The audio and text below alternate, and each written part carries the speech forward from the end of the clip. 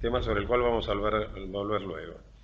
Como ustedes habrán observado las vicisitudes de la economía de estos últimos días, de estas últimas horas, lo único que queda en pie dentro de lo que es el proyecto del gobierno para preservar el ajuste es el tema salarial, en donde el Ministerio de Trabajo está muy firme en la postura de que los aumentos deben estar dentro de la pauta, que es el famoso 15%, donde ya no vamos a tener cláusula automática, la cláusula que se llamó gatillo el año pasado, sino vamos a tener una reapertura, una cláusula De de revisión. revisión, una reapertura que tendrá la ventaja, también la desventaja, de que será y lo que se pacte librado a las circunstancias de cada una de las actividades y a las posibilidades de negociación que tengan las partes.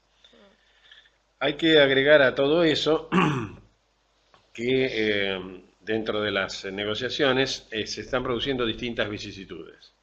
La anunciada anulación del acuerdo de Carrefour, los reclamos de las empresas que pretendían las mismas concesiones que se les hacían al supermercado, la reticencia de parte del Ministerio de Trabajo a aceptar negociaciones que superen el 15% en 2 o 3 cuotas, la búsqueda de que la cláusula de revisión sea recién en el año 2019, todo eso está generando un proceso que momentáneamente no tiene mayores consecuencias, como lo vamos a ver también. Momentáneamente el ajuste de las jubilaciones tampoco tuvo mayores consecuencias, se está concretando en estos momentos y no ha habido ninguna voz de reclamo, pero con el tiempo puede producir distorsiones. ¿Por qué? Porque la inflación sigue siendo muy alta y los aumentos salariales están basados en una pauta que ya todos sabemos que está superada. Ayer las consultoras particulares empezaron a hacer mediciones sobre el mes de abril, que todavía no se conoce, y que el ministro Duhovne anunció que iba a ser un mes también alto como el mes de marzo, en torno del 2,7%, lo cual genera un trastorno bastante importante para la economía, porque la inflación es el peor enemigo del salario. No, el tema es que nosotros ahora estamos con los efectos de los acuerdos que se hicieron el año pasado. O sea, cuando nosotros hacemos un acuerdo salarial por, por encima de los números reales, genera automáticamente inflación. Entonces lo que tenemos que evitar, ¿por qué apunta a este número? Sí, ¿por qué apunta a este número el gobierno? Porque está tratando de frenar la inflación que se dio sistemáticamente por toda la era acá, que superaba el índice y eso generaba, es decir, cuando hay más dinero en la calle, empiezan a aumentar los precios y eso es lo que genera la inflación. Si nosotros nos mantenemos con los aumentos salariales por por debajo de la inflación generamos deflación y necesitamos ese sistema para que se acomoden los números y empiecen a volver las inversiones a nuestro país.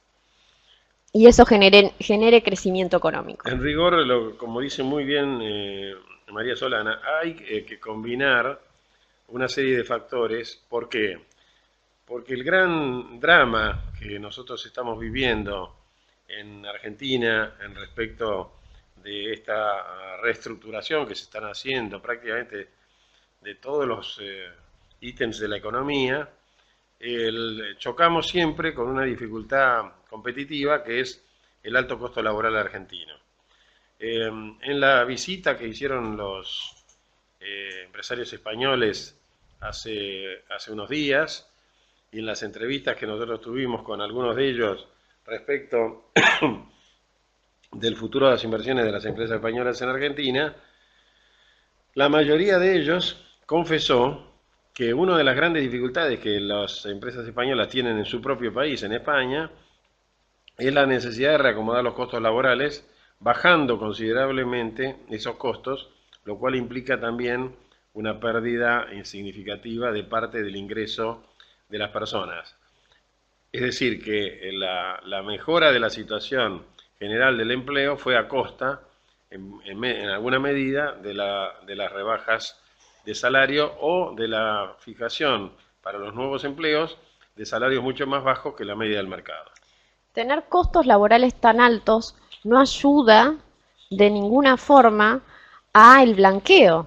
Es decir, no podemos tener sistemas de blanqueo por un tiempo determinado y después tenemos el 67% de costo que con las reducciones patronales que vamos a ver ahora más adelante tendría una pequeña ayuda para los emprendedores y para las pequeñas y medianas empresas en los sueldos más reducidos, pero la realidad es que necesitamos que se bajen estos impuestos, estos impuestos del trabajo, las cargas sociales, las contribuciones, porque si automáticamente bajamos eso, vamos a tener más trabajadores dentro del sistema, más trabajadores con cobertura de obra social, más trabajadores con cobertura de ART, más trabajadores con acceso a la jubilación.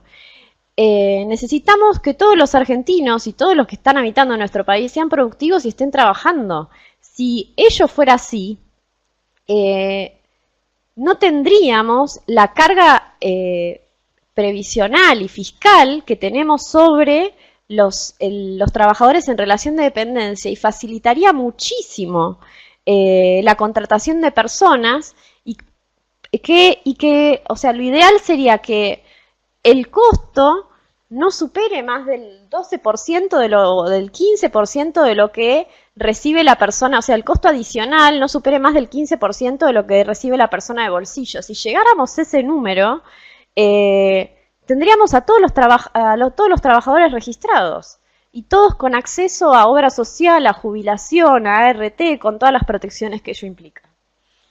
Y no en un 67%. Entrando ya en la reforma previsional en solamente algunos aspectos relevantes, recordamos que la reforma previsional no solamente comprende todas las prestaciones del régimen jubilatorio, o sea, el PBU, la PC, el retiro por invalidez, la pensión por fallecimiento, el PAPI y la prestación por edad avanzada, sino que además incorpora una reforma entre los aportes y contribuciones aplicando un mínimo no imponible de 12.000 pesos que se va a dividir en 5 cuotas para disminuir el impacto del costo laboral, sobre todo en las pymes.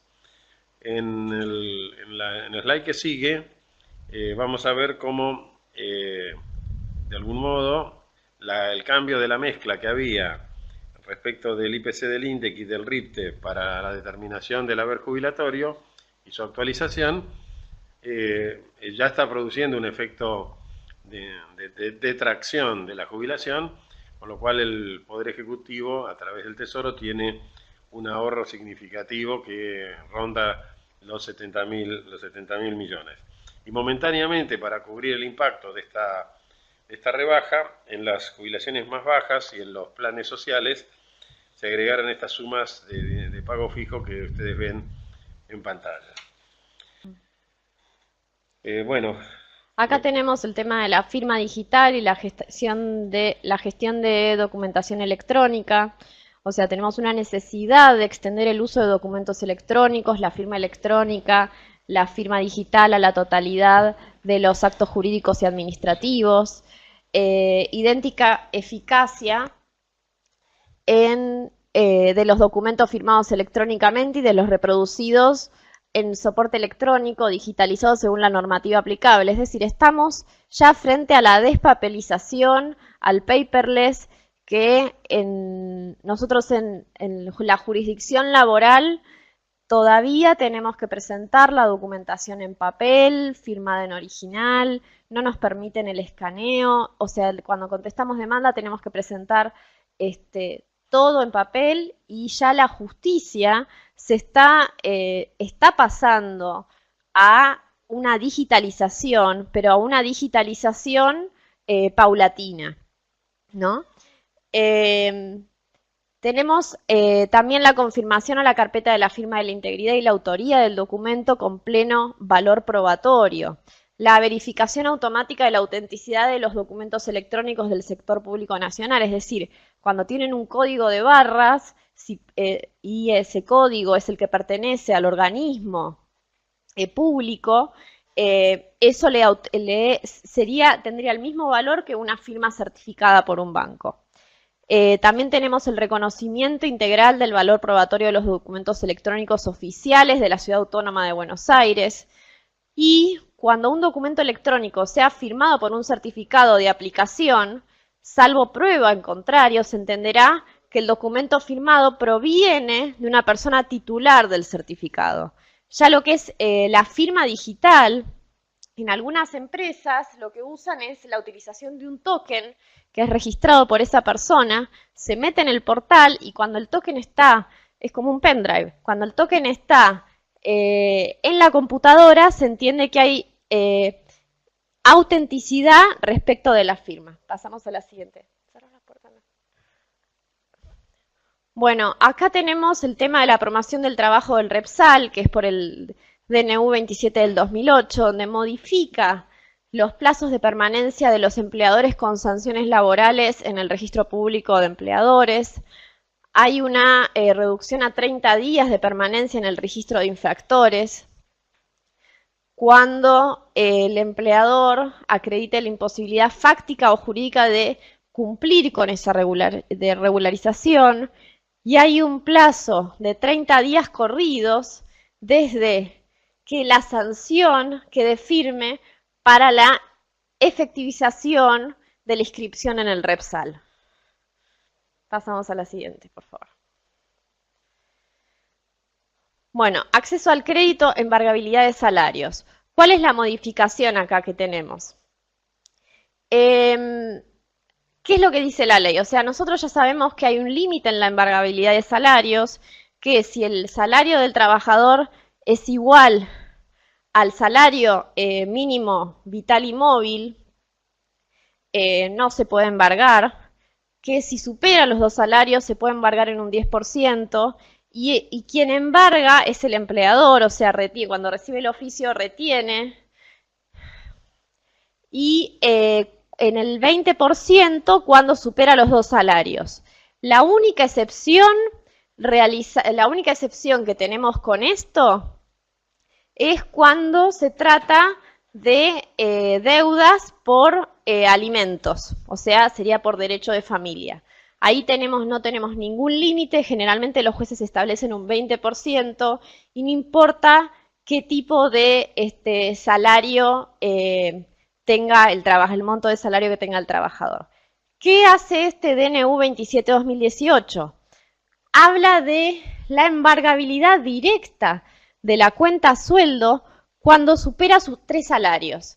Es decir, quienes tienen depositados en su cuenta sueldo un monto igual a 3 salarios, eso se puede embargar y el embargo sería directo y sin intervención del empleador. Bueno, esto ya lo habíamos hablado varias veces de cuál es la necesidad de la reforma laboral, los altos costos laborales que tenemos en varios convenios colectivos, el acarreo el transporte por tracción de sangre, que ya no se utiliza más, o sea, estamos en la era de Wall-E y de Arturito, de la inteligencia artificial, de la realidad aumentada, de la robótica. Necesitamos una modificación en la reforma, o sea, necesitamos una modificación íntegra para que se adapte a las nuevas condiciones de trabajo. Acá tenemos la reformulación del modelo sindical, tenemos el caso de AT1, AT2, ROSI, que es, acá tenemos un resquebrajamiento en la estructura porque le da los mismos derechos a los sindicatos simplemente inscriptos, le da los mismos derechos a los sindicatos que tienen personería gremial. Tenemos también una barbaridad de sindicatos inscriptos. Acá tenemos un número que en realidad día a día va creciendo, que son 3.000 sindicatos. 600, 700 tienen personería. Entre 1.800 y 2.200 son simplemente inscriptos. Y hay un compromiso con la CGT para tener un criterio restrictivo. Es más, salió la resolución que le quitó la personería a los metrodelegados porque no cumplía con los requisitos, es decir, para obtener la personería gremial tiene que tener más del 20% de la representatividad y más de 6 meses en el ejercicio, y no cumplió con los procedimientos y por eso fue removida la personería gremial. También hay otras situaciones por las cuales se puede remover la personería gremial cuando el sindicato participa en medidas de fuerzas ilegales. Y bueno, y tenemos algunas incógnitas que es con la coexistencia de varios sindicatos. La reformulación del modelo sindical implica, además, un nuevo conflicto entre el Poder Ejecutivo y el Poder Judicial, porque el Poder Ejecutivo tiene determinados criterios que no se compadecen con los criterios que está anunciando la justicia, sobre todo, como lo vamos a ver después en el nuevo fallo que salió ayer en la Corte Suprema, también la Corte Suprema ha ido sesgando la postura histórica de los tribunales de trabajo en materia de reconocimiento del sindicato con personería como el más representativo y como el que tiene la atribución legal de representar a los trabajadores, mientras que la Corte Suprema viene insistiendo en que el artículo 14 bis de la Constitución le da un derecho igualitario a cualquier sindicato y por lo tanto no hay diferencia entre el sindicato con personería y el sindicato meramente Claro, eso inscrito. es lo que, exactamente, eso es lo que ya nos está diciendo la OIT, y nosotros lo que tenemos en la Constitución, en el artículo 14 bis, segundo párrafo, es que el sindicato lo único que requiere es una mera inscripción en un registro especial, y la ley de asociaciones sindicales agrega el tema de personería, que en realidad lo hizo Perón para tratar de facilitar con quién negociar, ¿no? Hay una anécdota muy interesante de que habló con una persona y le dijo, bueno, te doy a vos la personería si colaborás conmigo. Le dijo que no, entonces al segundo se lo ofreció y ahí fue. Vos recordás los nombres, Julián, Sí, ¿no? pero volviendo a los temas centrales, a los ejes de la reformulación de la negociación colectiva y de las asociaciones sindicales, tengamos en cuenta que los fallos de la Corte están colocando en igualdad de condiciones a los viejos sindicatos tradicionales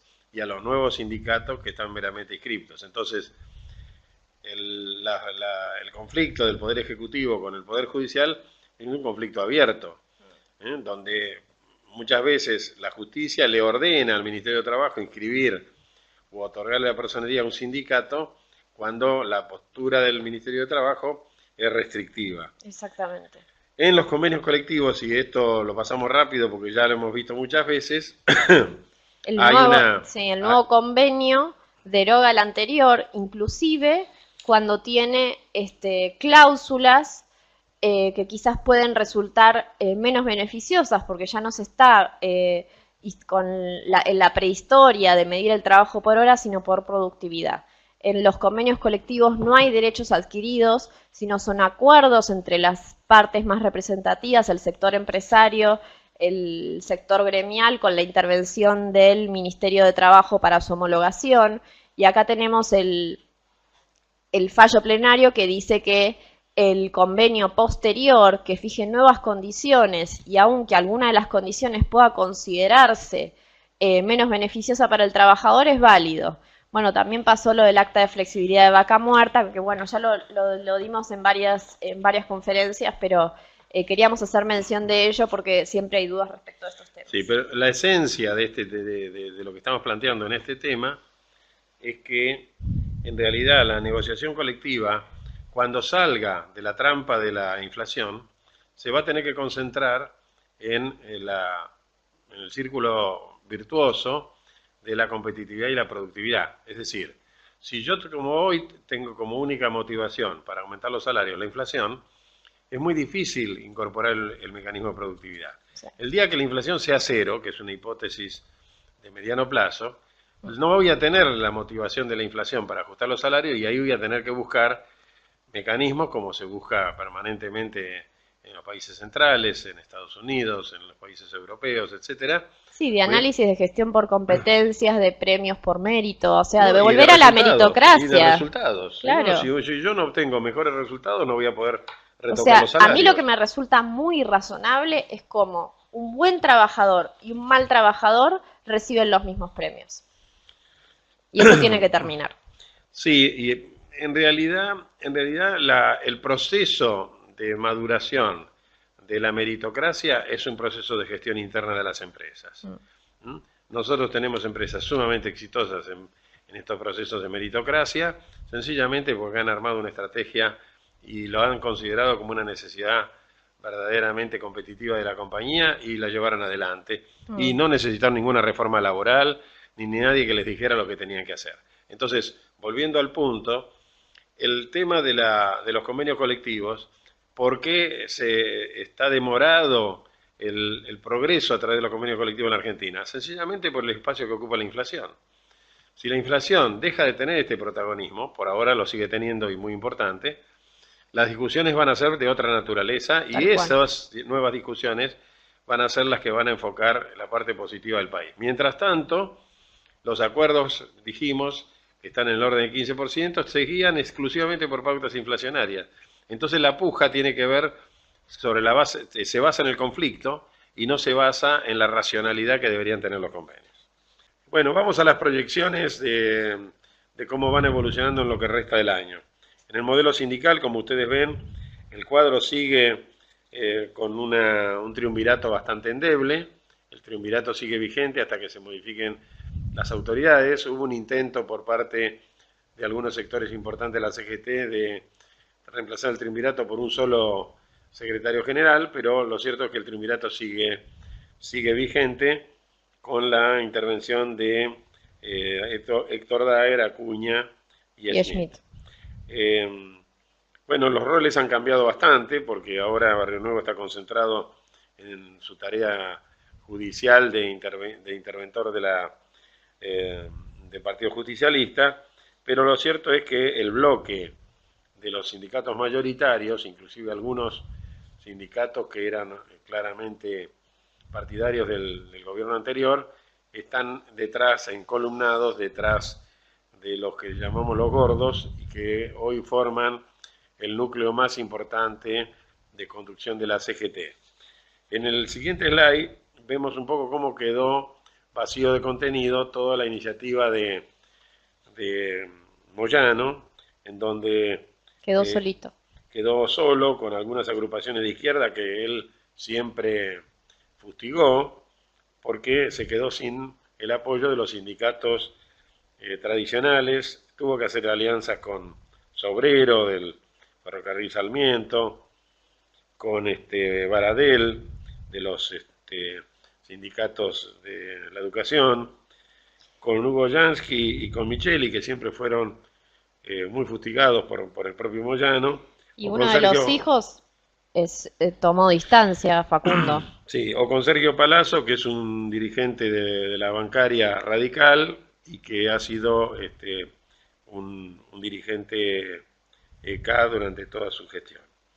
Y por el otro lado tenemos la aparición de los sindicatos o de los posibles sindicatos que se puedan crear a partir de las agrupaciones sociales, por iniciativa de la Confederación de Trabajadores de la Economía Popular, donde está Juan Grabois, que todo el mundo dice que es el brazo social del Papa Francisco, pero que está combinado con un grupo que son ideológicamente incompatibles con la Iglesia Católica, como son Barrios de Pie o Corriente Clasista y Combativa, que son marxistas, ¿no?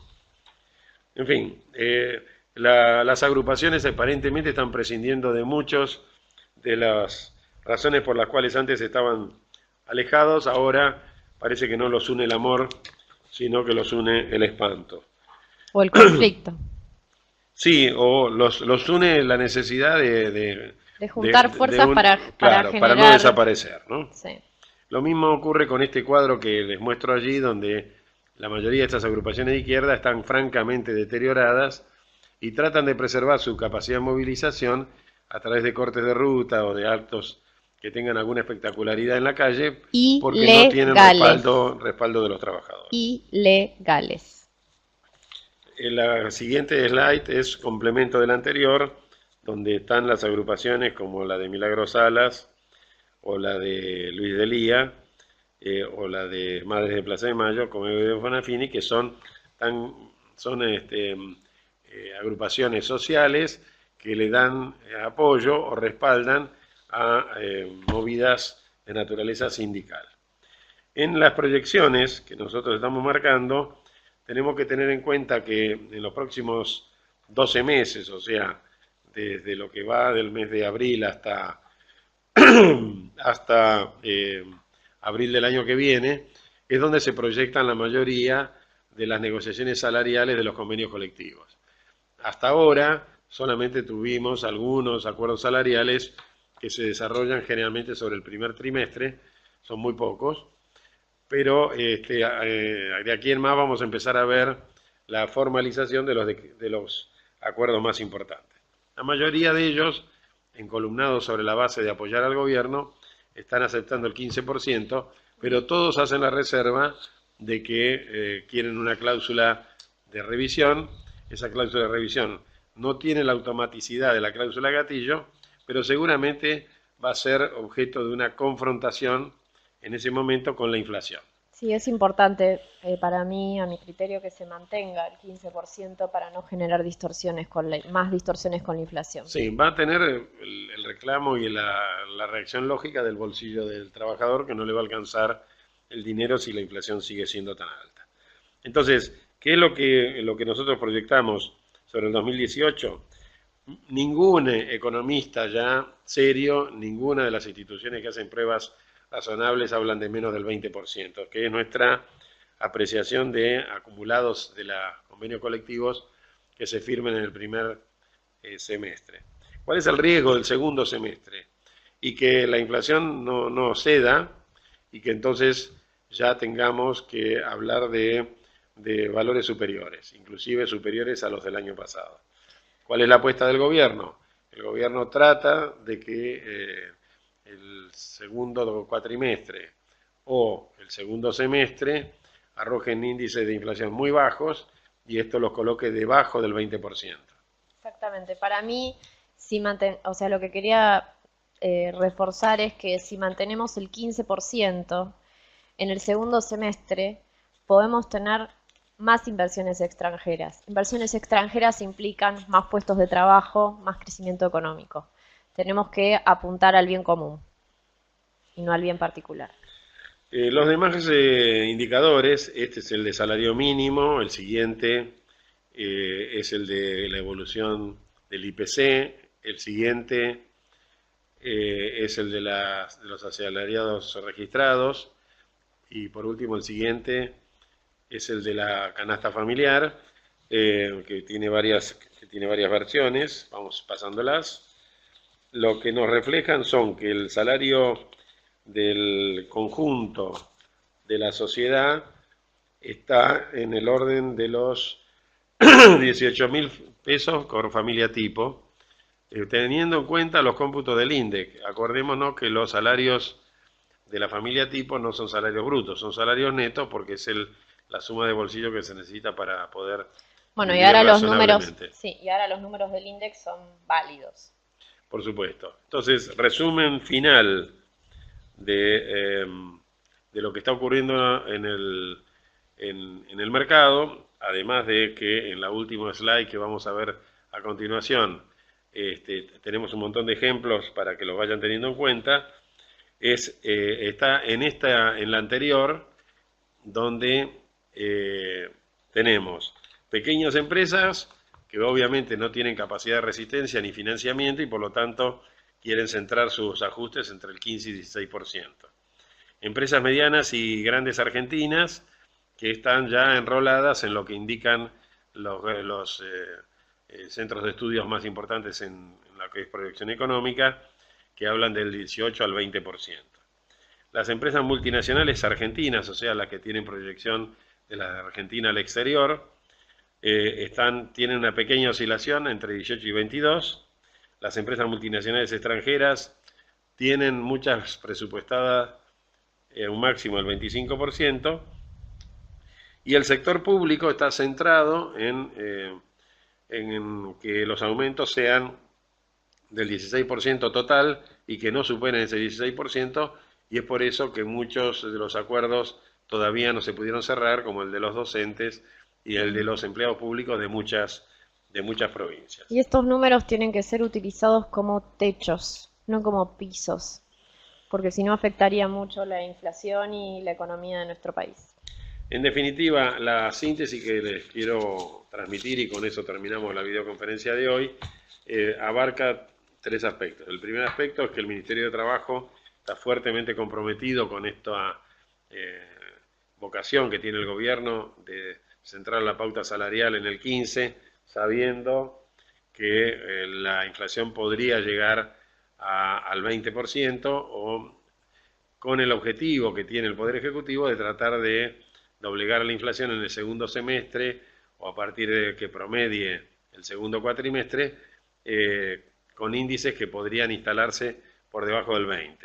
Mientras tanto, el sector sindical hace esfuerzos importantes por acomodarse con la política del Estado, pero reservándose siempre el derecho de no perder frente a la inflación, aunque el ajuste por inflación, como muy bien explicaba Solana en los distintos tramos donde ella hizo comentarios al respecto, está detrás. O sea, los salarios se ajustan una vez conocida la inflación, y no se ajustan en forma previa, porque eso genera inflación. Porque eso era un motor que generaba inflación. Entonces, la lógica del sistema es que la inflación se pague después, o que se pague en simultáneo con el momento que se produce, y eso aligera considerablemente uno de los factores que incide en el IPC que publica el INDEC el día 15 de cada uno de los meses. Esperamos que les haya servido todo esto para actualizar el fichero laboral y las tendencias. Esperamos que cuando vean los slides puedan esclarecer perfectamente cuál es la situación actual y cuál es la evolución, y nos encontramos en la próxima videoconferencia, que les vamos a anunciar por los medios de siempre, seguramente ya con algún proyecto de ley aprobado en el Poder Ejecutivo, o de una parte de la reforma laboral, o del proyecto de equidad de género, que cuando veamos la letra chica nos vamos a encontrar con una cantidad muy importante de dificultades para implementarlo dentro de cada compañía. Muchas gracias por acompañarnos. Hasta pronto.